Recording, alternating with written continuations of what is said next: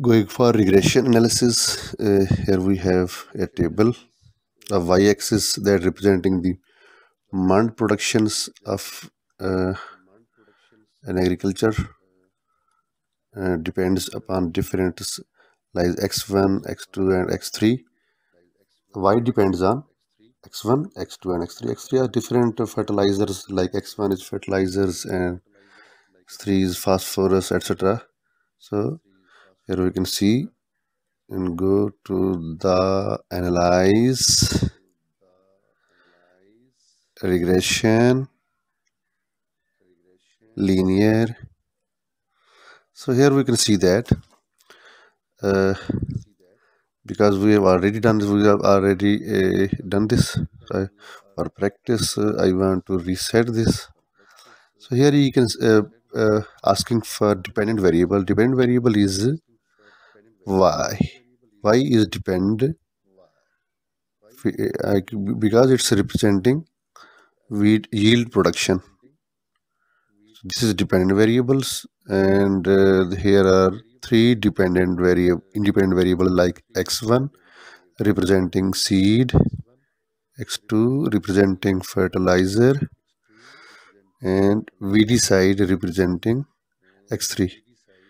Put it because I already shown you data in the from this set.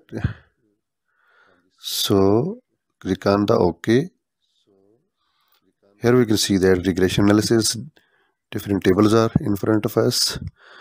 Variables enters, model summary. Here this is automatically generated. Summary of the model R square, adjusted R, etc. Predictors are like weedicide, seeds, fertilizers.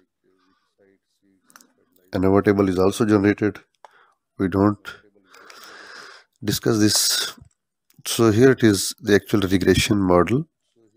This is our constant intercept representing -40, as we shown in the exam. As we know the equation of the regression, that is y is equal to a plus b x. So because this is a multi regression analysis, so this is y is equal to this one -40 plus -353 into x1 plus this one plus x2 plus this one and into x3. That will be form our regression analysis equation. Here are standard errors, and this is the calculated t. This is the sigma value. We have already so that's all for now.